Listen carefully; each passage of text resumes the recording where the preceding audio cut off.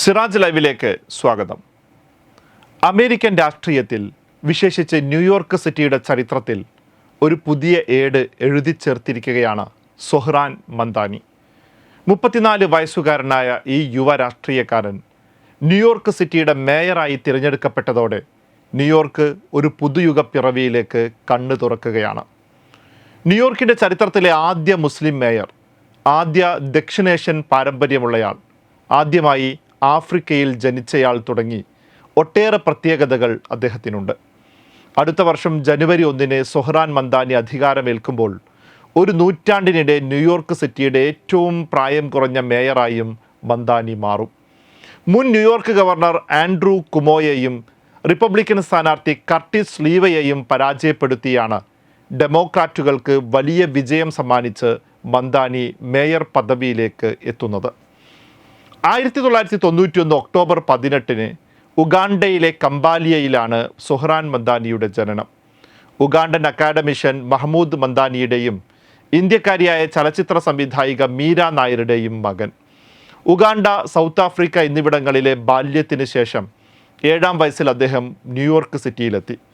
അവിടെ bank street school for children, bronze high school of science എന്നിവിടങ്ങളിൽ വിദ്യാഭ്യാസം നേടി. 2014 ബൗഡോയിൻ കോളേജിൽ നിന്ന് ആഫ്രിക്കാനോ സ്റ്റഡീസിൽ ബിരുദം നേടിയ മന്ദാനി അവിടെ വെച്ചാണ് ഫലസ്തീന് നീതി തേടിയുള്ള വിദ്യാർത്ഥി കൂട്ടായ്മ സ്റ്റുഡൻസ് ഫോർ ജസ്റ്റിസ് ഇൻ പലസ്തീനിൻ്റെ ഒരു ചാപ്റ്റർ സ്ഥാപിക്കുന്നതിൽ പങ്കാളിയാകുന്നത്. 2018 അദ്ദേഹം US പൗരത്വം നേടി. തൊഴിൽപരമായി ഒരു ഹൗസിംഗ് കൗൺസിലറായും ഹിപ്പ് ഹോപ്പ് സംഗീതജ്ഞനായും പ്രവർത്തിച്ച ശേഷമാണ് മന്ദാനിയുടെ രാഷ്ട്രീയ പ്രവേശം. തുടർന്ന് 2020 ക്യൂൻസിൽ നിന്ന് ന്യൂയോർക്ക് സ്റ്റേറ്റ് അസംബ്ലിയിലേക്ക് തിരഞ്ഞെടുക്കപ്പെട്ടു.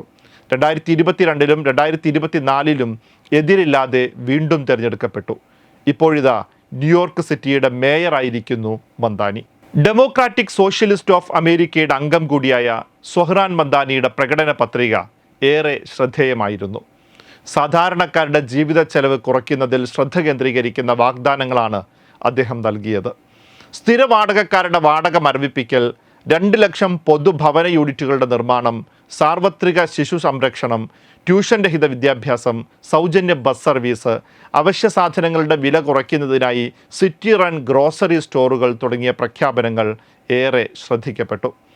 സൊഹ്റാൻ മന്ദാനിയുടെ രാഷ്ട്രീയ ജീവിതത്തിൽ ഏറ്റവും ശ്രദ്ധേയമായതും അദ്ദേഹത്തിന് വ്യാപകമായ ജനപിന്തുണ നേടിക്കൊടുത്തതുമായ ഘടകം ഗസ വിഷയത്തിൽ അദ്ദേഹം സ്വീകരിച്ച ധീരമായ നിലപാടുകളാണ്.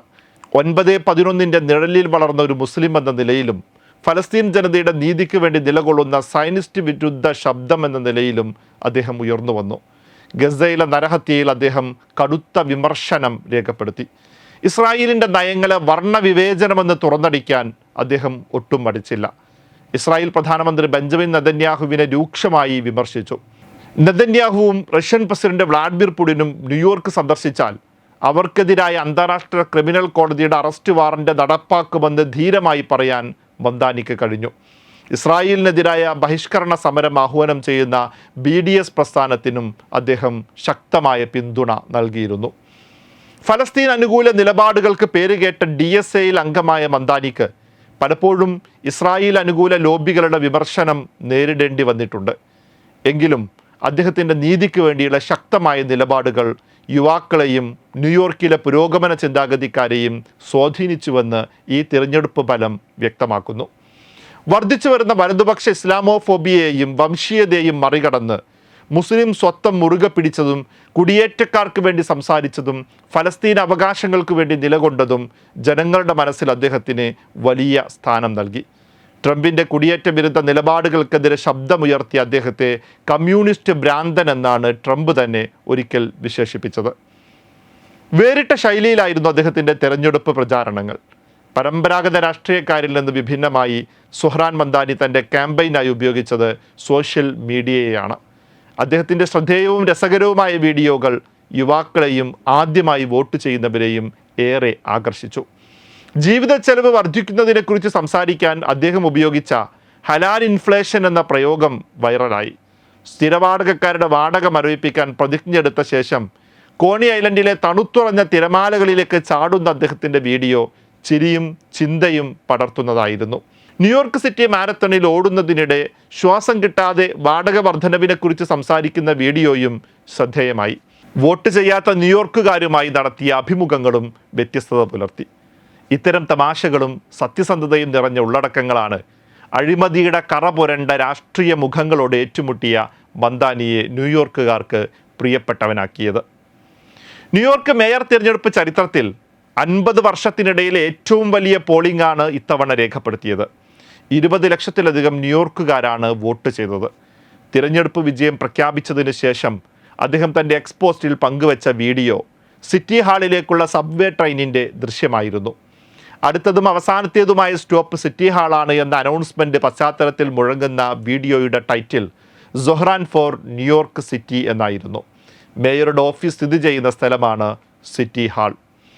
എല്ലാ ന്യൂയോർക്കുകാർക്കും മാന്യമായ ജീവിതം നയിക്കാൻ കഴിയുന്ന ഒരു ഭാവിയാണ് മന്ദാനി ലക്ഷ്യം വെക്കുന്നത്. വിപണിയുടെ താല്പര്യങ്ങൾക്കനുസരിച്ചായിരിക്കരുത് ഈ മാന്യതയുടെ വിതരണം എന്ന നിലപാടാണ് അദ്ദേഹത്തിനുള്ളത്. അയൽക്കാരിൽ 4-1 പേർ വരുമാനത്തിൻ്റെ പകുതി വാടകയ്ക്കായി ചെലവഴിക്കുകയും ക്വീൻസിൽ ഏറ്റവും കൂടുതൽ മലിനമായ വായു ശ്വസിക്കുകയും ഉയർന്ന തോതിൽ പ്രൊഫൈലിംഗ് നേരിടുകയും ചെയ്യുന്ന സാഹചര്യത്തിൽ വീടും ഊർജവും നീതിയും ചുരുക്കം ചിലർക്ക് വേണ്ടി മാത്രമല്ല എല്ലാവർക്കും ഉള്ളതായിരിക്കണമെന്ന് അദ്ദേഹം ഉറച്ചു വിശ്വസിക്കുന്നു. ചുരുങ്ങിയ രാഷ്ട്രീയ പരിചയം മാത്രമുള്ള മന്ദാനിക്ക് മേൽ ട്രംപിൻ്റെ ഭീഷണികളും അദ്ദേഹത്തിൻ്റെ വലിയ വാഗ്ദാനങ്ങൾ എങ്ങനെ നടപ്പിലാക്കുമെന്നുമുള്ള ചോദ്യങ്ങളും ഇനി ഉയരുമെന്നുറപ്പാണ്. എങ്കിലും പുരോഗമന രാഷ്ട്രീയത്തിൻ്റെയും യുവത്വത്തിൻ്റെയും പ്രതീക്ഷയുമായി സൊഹ്റാൻ മന്ദാനി എന്ന താരം ന്യൂയോർക്കിൻ്റെ അമരത്തുണ്ടാകും. പുതിയ കാലഘട്ടത്തിൻ്റെ വെല്ലുവിളികൾ അതിജീവിച്ച് അമേരിക്കൻ രാഷ്ട്രീയത്തിൽ പുരോഗമനപരമായൊരു waytonikah.com, the exclusive Muslim matrimonial site.